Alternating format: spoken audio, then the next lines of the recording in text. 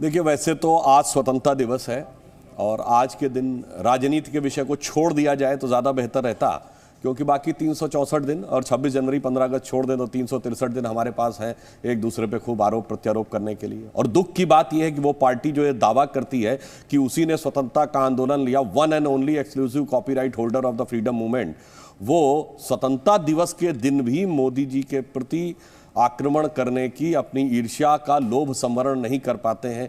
ये अपने आप में दुखद बात है। जहाँ तक परिवारवाद की बात है तो वो ये होता है कि आज हम 2023 में बैठे हैं। अगर हम आपसे पूछें कि 2033 में भाजपा का अध्यक्ष कौन होगा या भाजपा का नेतृत्व 2043 में किसके हाथ में होगा, तो आप नहीं बता सकते। दूसरी तरफ 1947 में भी कांग्रेस का नेतृत्व नेहरू जी के हाथ में था और आज भी डिफैक्टो नेतृत्व सोनिया गांधी जी और राहुल गांधी जी के हाथ में। 1929 और 30 का वो मतलब सबसे फेमस कांग्रेस अधिवेशन, लाहौर कांग्रेस अधिवेशन रावी के तट पर, जहां पूर्ण स्वराज्य का प्रस्ताव पारित हुआ, जिसकी वजह से हमारा गणतंत्र दिवस 26 जनवरी को मनाया जाता है। उसमें अध्यक्ष कौन था? मोतीलाल नेहरू। फिर उन्होंने अध्यक्षता किसको ट्रांसफर की? जवाहरलाल नेहरू को। यानी मोतीलाल नेहरू से अध्यक्ष बने जवाहरलाल नेहरू, और आज भी 100 साल के बाद भी ये परिवारवाद है। परिवार और परिवारवाद में अंतर होता है। परिवार के जैसे पूंजी हर व्यक्ति को जरूरत है, पैसे की जरूरत है, पूंजीवाद होता है कि सारी पूंजी मेरे पास होनी चाहिए।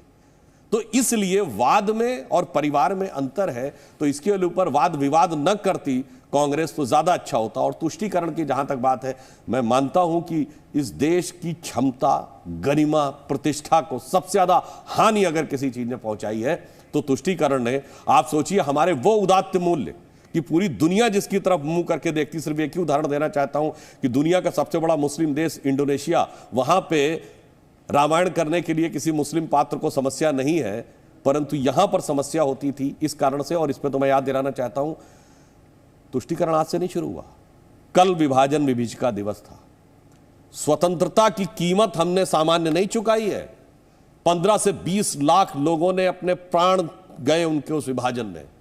जो दुनिया की बड़ी से बड़ी रक्त रंजित क्रांतियों में 6 महीने में इतने लोग नहीं मारे गए, और 6 महीने में 2 करोड़ लोग बेघरबार होकर इधर से उधर नहीं गए। This is the biggest exodus in the documented history of Mankind. इतनी बड़ी कीमत चुकाकर जो स्वतंत्रता मिली हो, और उसको कहा गया बगैर खून की एक बूंद बहाए हमें आजादी मिल गई।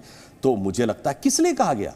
तुष्टीकरण के लिए, कि सिर्फ हमें भविष्य की राजनीति का वोट देखना था। इसीलिए मैं अटल जी की वह कविता याद करता हूं जो उन्होंने युवा प्रचारक के रूप में 15 अगस्त 1947 के समय और विभाजन की उस स्थिति की कीमत पर मिली स्वतंत्रता पे दुख में लिखी थी कि 15 अगस्त का दिन कहता आजादी अभी अधूरी है, सपने सच होने बाकी हैं, की शपथ न पूरी है। क्योंकि रावी तट पर कांग्रेस अधिवेशन में ही पूर्ण स्वराज्य का संकल्प लिया गया था जो पूरा नहीं हो पाया। उन्होंने कहा 15 अगस्त का दिन कहता आजादी अभी अधूरी है, सपने सच होने बाकी हैं, रावी की शपथ न पूरी है, जिनकी लाशों पर पग धरकर आजादी है हमने पाई, वो अब तक है खाना बदोश, गम की काली आंधी छाई।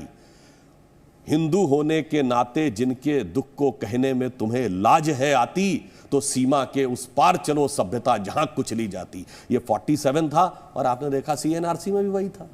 सिर्फ ध्यान रखने के लिए मानवता के साथ कोई समझौता। इसलिए मैं कहना चाहता हूं कि स्वतंत्रता को देखें तो समग्र दृष्टि से देखें, ईमानदारी से देखें। और आज ये समय है, जो गलतियां हुई पूर्व काल की छोड़िए, हम भी भूलने को तैयार हैं, आप भी भूलिए, और नए सिरे से, ऐसे प्रधानमंत्री जी ने कहा, अमृत काल में नए संकल्प के साथ आगे बढ़िए, स्वतंत्रता के शताब्दी को मनाने के समय भारत को विकसित राष्ट्र बनाने के संकल्प के साथ।